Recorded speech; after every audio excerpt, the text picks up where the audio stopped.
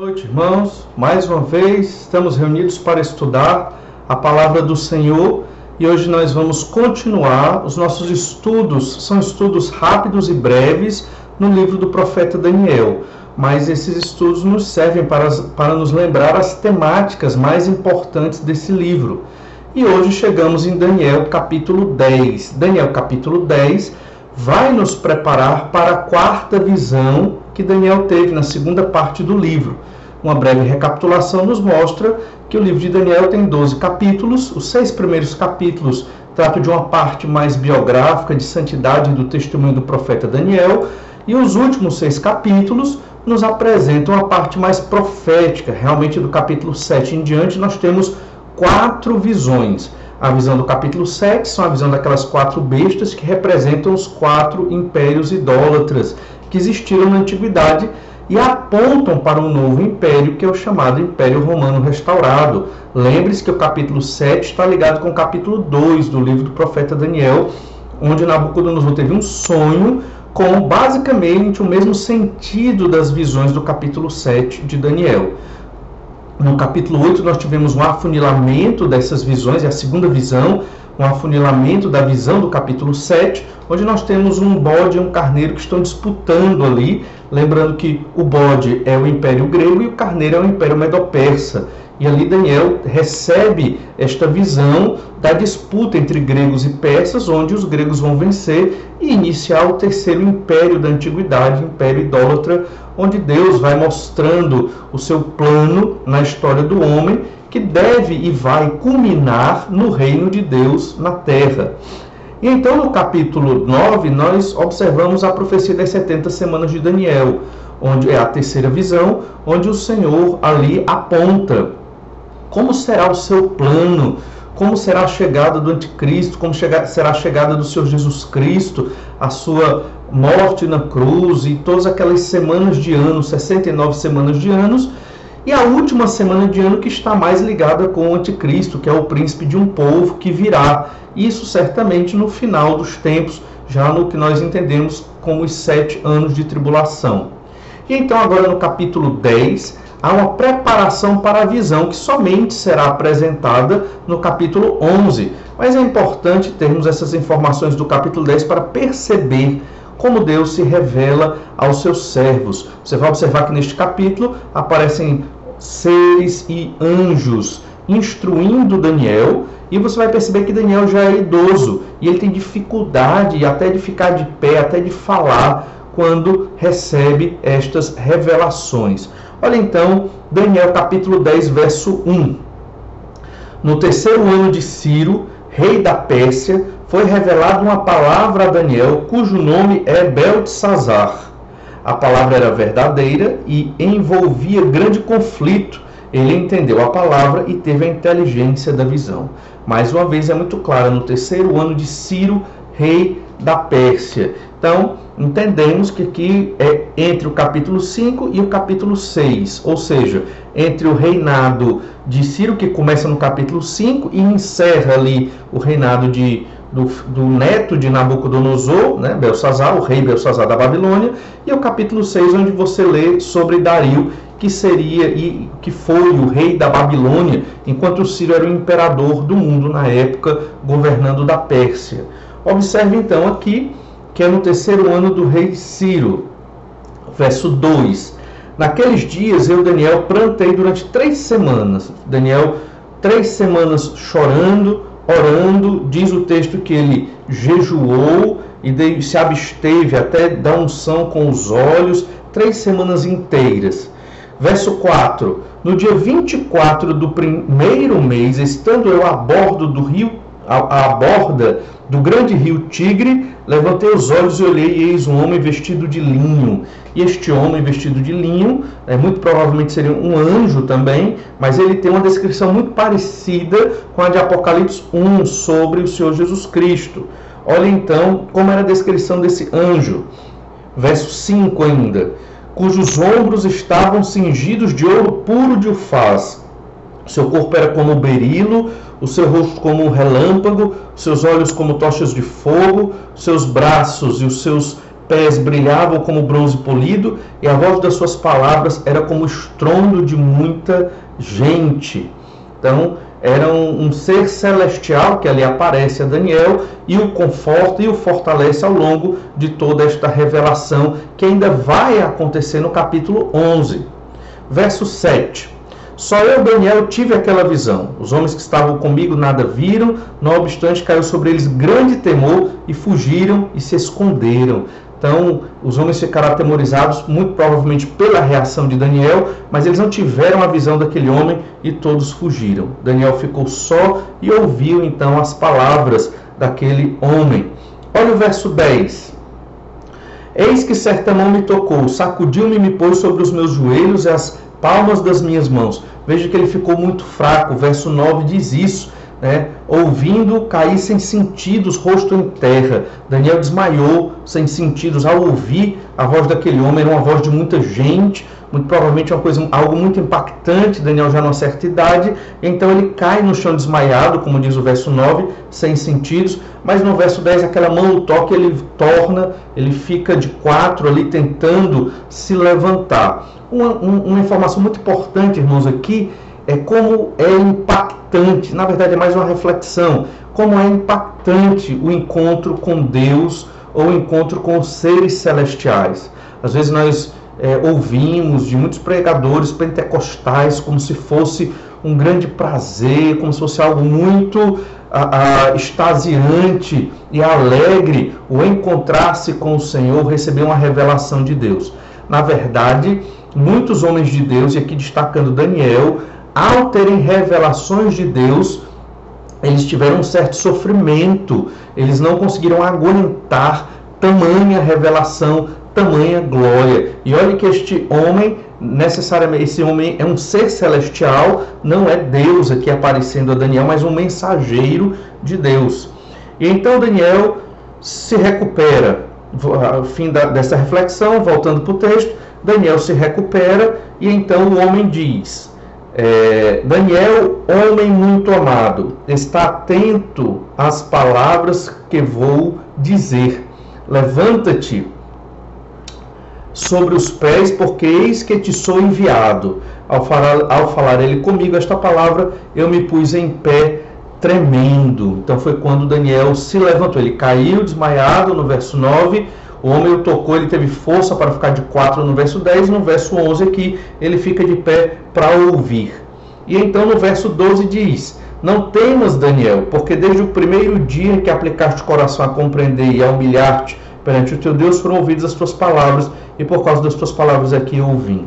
Observe como é a dinâmica da oração e da súplica a Deus. Daniel passou 3 semanas orando, jejuando e triste, chorando, suplicando a Deus por respostas. E Deus enviou este mensageiro até Daniel. Então nós temos que compreender que Deus age assim também, dentro da dinâmica de envio dos seus mensageiros e das respostas que Deus nos dá às nossas orações. Então, se há algo que aflige a minha alma, aí entra o jejum, a oração e a perseverança. Então, temos que perseverar em oração para que Deus, no tempo dele, nos responda. Às vezes nós mal oramos, muitas vezes não jejuamos, não buscamos o Senhor nessas questões. E então, nós lemos o que este homem diz para Daniel no verso 13. Mas o príncipe do reino da Pérsia me resistiu por 21 dias, porém Miguel, um dos primeiros príncipes, veio para ajudar-me, e eu obtive vitória sobre os reis da Pérsia. Perceba que aqui é um texto mais confuso. Nós observamos aqui um personagem que aparece, o príncipe dos reis da Pérsia, e outro personagem que é Miguel. Miguel nós entendemos que é um anjo muito poderoso, tanto que ele é destacado aqui como um dos primeiros príncipes. E foi este anjo que impediu o príncipe da Pérsia de impedir o homem de chegar até Daniel para lhe trazer a revelação. E aqui nós temos um insight sobre este mundo angelical. Esse príncipe da Pérsia certamente é um anjo também, um anjo caído, um demônio, que está impedindo os planos do Senhor. E então foi lá Miguel travar uma batalha com ele para permitir que este homem, que se revela aqui no verso 5 e no verso 6, revela-se a Daniel, para que ele chegue a Daniel e transmita a mensagem de Deus para ele. Importante destacar que esta disputa, esta batalha é numa dimensão cósmica, numa dimensão enorme. Aqui nós temos revelações sobre o final dos tempos, e Daniel está recebendo essas revelações. Ele orou e suplicou, e demorou 21 dias, que era o tempo que Daniel chorava, orava e buscava ao Senhor, porque este príncipe da Pérsia estava impedindo. Olha, irmãos, nós temos que ter muito cuidado para não fazer especulações além do que já é dado na Escritura. Existem os anjos? Existem essas disputas e batalhas entre anjos e demônios, que são os anjos caídos? Existem, mas nós não sabemos até que ponto isso ocorre hoje. Sabemos que existe, sabemos que o Senhor é por nós e que os demônios, eles estão debaixo do poder do Senhor nosso Deus também. Eles não podem fazer aquilo que querem, mas somente aquilo que é permitido pelo Senhor nosso Deus. Mas é muito interessante perceber essa verdade aqui. Também é importante destacar que nos anos 90 existia uma doutrina meio que pentecostal muito esquisita, dizendo que cada cidade do mundo possuía um anjo, um anjo que guardava aquela cidade contra os demônios. Mas na verdade não é isso exatamente que a Escritura está dizendo. O fato de o demônio ser relacionado à Pérsia, como um príncipe da Pérsia, significa que a Pérsia era aquele reino idólatra vigente da época, e que os demônios, em um certo sentido, também estavam por trás dessa dominação idólatra. E então eles foram associados com a Pérsia. Mais à frente vamos ver que aparece um príncipe da Grécia, outro demônio, que também vai fazer uma nova investida contra a humanidade a partir dos exércitos gregos. Veja então o verso 14. Agora vim para fazer-te entender o que há de suceder ao teu povo nos últimos dias, porque a visão se refere a dias ainda distantes. Então, o objetivo deste homem, um ser celestial que foi lá, e muito provavelmente um anjo também, foi lá enviar esta mensagem a Daniel, é falar sobre os últimos dias. E é uma mensagem para o povo de Israel, de um modo muito direto, muito característico. É uma mensagem para o povo judeu e referente aos últimos dias, é uma mensagem escatológica. Então, no verso 16, veja que Daniel novamente ficou com dores, ficou fraco. Diz assim no final do verso 16: mas, Senhor, por causa da visão me sobrevieram dores e não me ficou força alguma. Então ele ficou fraco com a visão que ele teve ali. As dores se acumulavam nele, e então aquele homem o toca para que ele volte a ter força. Verso 18: então me tornou a tocar aquele semelhante a um homem e me fortaleceu. E ele disse no verso 19: não temas, homem muito amado, paz seja contigo, sê forte, sê forte. Ao falar ele comigo, fiquei fortalecido e disse: fala, meu Senhor, pois me fortaleceste. Então Daniel, uma certa idade, muito provavelmente já tinha mais de 80 anos aqui, quando recebeu esta quarta revelação, estava para receber a quarta revelação. Perceba que o capítulo 10 é um capítulo preparatório para a quarta revelação, e ele já com certa idade não tinha tantas forças, mas quando aquele homem o toca, ele se fortalece e fica pronto para ouvir. Mais uma vez, lembre-se, esse encontro com Deus nem sempre é tão prazeroso, é tão efusivo. Pelo contrário, para Daniel aqui, conversar com esse anjo foi desgastante, ele não tinha forças, talvez por causa da sua própria idade. E então, nos últimos versículos, o anjo vai dizer basicamente a sua missão aqui. Versículo 20. E ele disse, Daniel 10, 20, e ele disse: sabes por que eu vim a ti? Eu tornarei a pelejar contra o príncipe dos persas, e saindo eu, eis que virá o príncipe da Grécia. Mas eu te declararei o que está expresso na Escritura da verdade, e ninguém há que esteja ao meu lado contra aqueles, a não ser Miguel, vosso príncipe. Então, basicamente, ele traz esta revelação a Daniel de que este homem que imaginamos nós que é um anjo, vai continuar lutando contra o príncipe da Grécia, essa batalha entre anjos, que nós não sabemos bem ao certo como se dá, mas certamente, imagino, é para refrear o mal na humanidade. Faz parte da graça comum de Deus, onde o Senhor preserva a humanidade, inclusive aqueles que são idólatras, que não creem nele, estão contra o Senhor, mas através desses anjos há uma preservação maior do tempo de vida dos seres humanos. E ele diz que virá a lutar também contra o príncipe da Grécia quando ele vier, cumprindo-se assim a revelação do capítulo 7, e ele terá a ajuda de Miguel, que é um anjo muito poderoso, que vai ali ajudá-lo também contra estes demônios. Nesse capítulo, nós percebemos como existe um mundo espiritual, anjos lutando contra demônios. Não sabemos tudo, na verdade sabemos pouco sobre esse mundo espiritual, sobre a vida dos anjos e dos anjos caídos, que são os demônios, mas sabemos que eles estão numa batalha também e que nós somos alvo dessa batalha, e parece que os demônios estão tentando impedir o progresso do reino de Deus. Obviamente não conseguirão, mas na cabeça deles acreditam que sim, e os anjos do Senhor participam desta batalha entre os anjos para manter a humanidade o máximo possível, para impedir que a humanidade se destrua e para impedir as hostes do maligno.